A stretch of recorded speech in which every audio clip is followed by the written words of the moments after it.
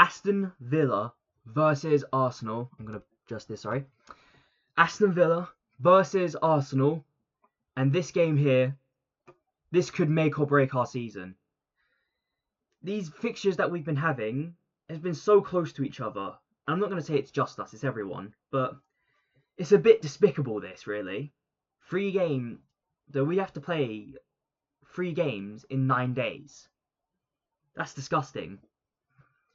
But as things stand, regardless, we're still top of the league. Very important 3 points against Brentford not too long ago, I think 2 days ago. And now we have to go again at Aston Villa at a disgusting 12:30 kickoff. Genuinely, I don't even know if I'm going to be awake at that point. But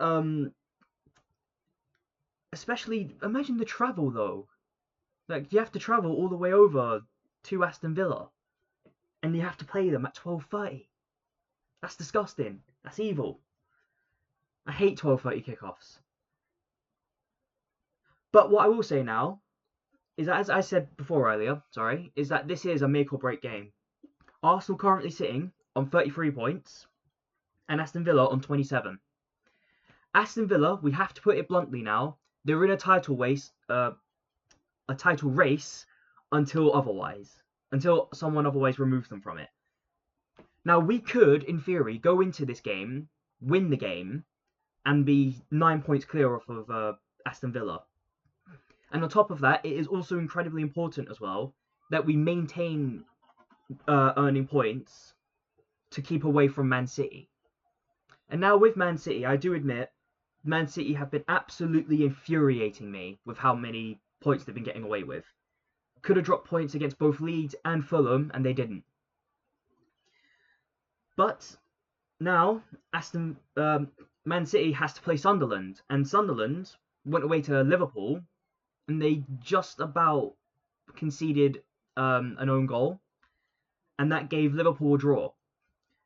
But Sunderland, they're no mugs. Sunderland will want to go into Man City, try to take something at least. And listen, any points that Man City drops, I'd be happy for. That's probably the biggest challenge for us right now, is trying to stay ahead of Man City. But with Aston Villa's been a bit of a bogey team for us, really.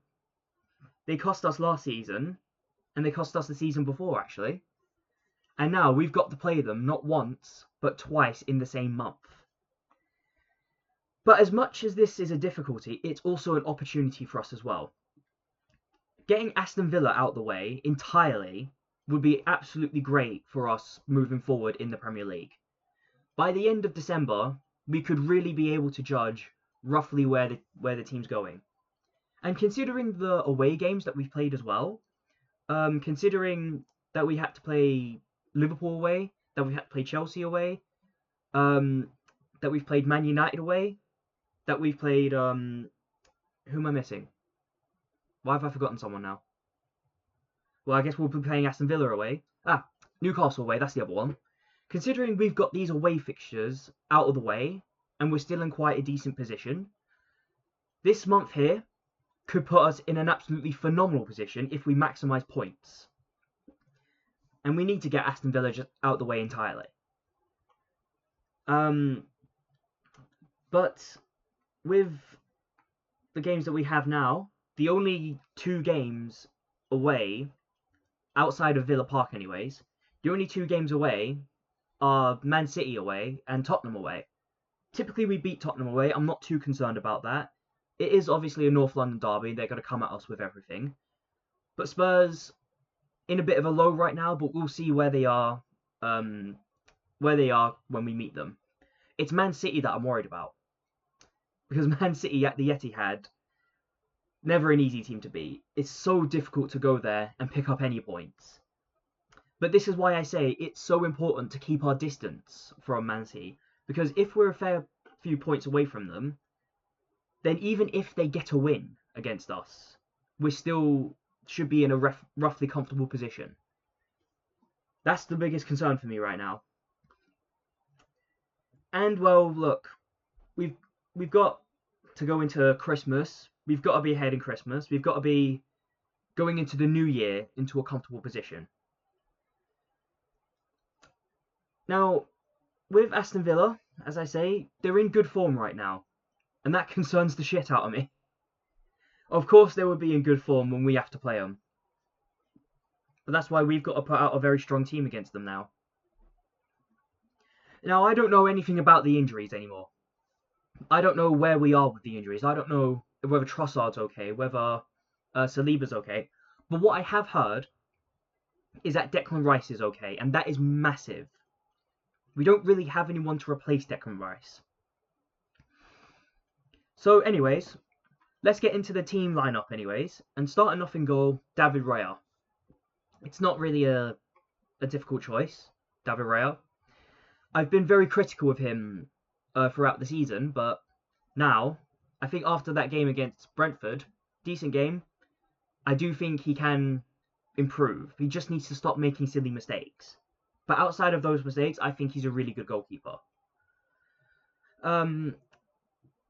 Moving on to the defence now, and I'm going to say Hincapié.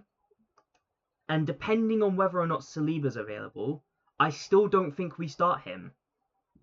I think Ben White's been too good not too long ago. We might actually have to play Ben White in the centre-back as well. So I'm going to go with Ben White. On the right-back, I've gone with Jurrien Timber. And I think Jurrien Timber combined with Ben White is actually a very dangerous combination. And with them, I've gone with Ricardo Calafiori. He can get his yellow card now. If he can get his yellow card now, probably better off for us, really, considering our next game is Wolverhampton at home. That's a game we should just see through, just be done with. But Ricardo Calafiori, I was concerned about him getting a yellow card against Brentford. He didn't. And now we can play him against Aston Villa. In the midfield, I've gone with Zubimendi.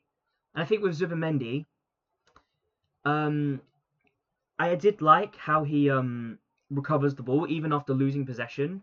And he was really committed as well to doing things like that. He's not afraid to put in a challenge.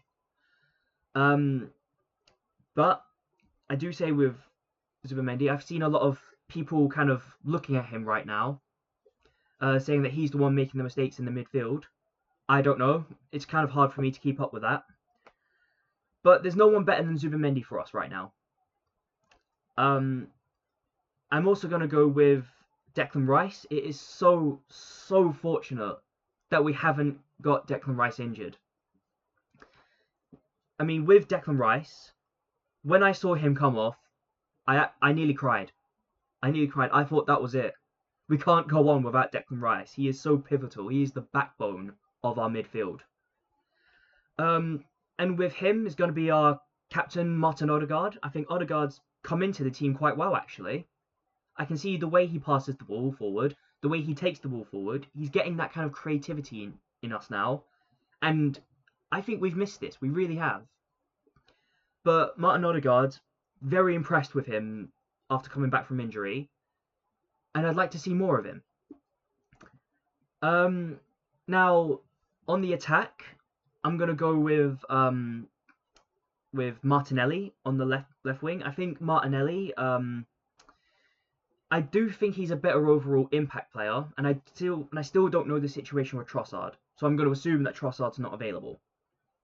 And on the right wing, I've gone with Bukayo Saka, and I think it's more than necessary. Madueke was really struggling against Brentford, and I think he's going to struggle against Aston Villa.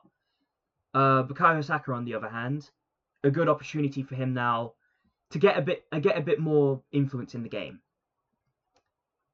And this last one can be a bit debatable, this one, but I'm only basing this off of what I know. In the striker position, I've gone with Mikel Mourinho. And I know that Gyökeres is available, but my thing is with him is that Gyökeres didn't come on the game until Declan Rice had to come off. And my kind of logic behind this is that if that's the case, then Mikel Arteta probably thinks that Gyökeres is not up to full fitness, or that he's not up to fitness to make any serious impact into the game. At least not in half time, not in 60 minutes. So that's kind of my logic behind it.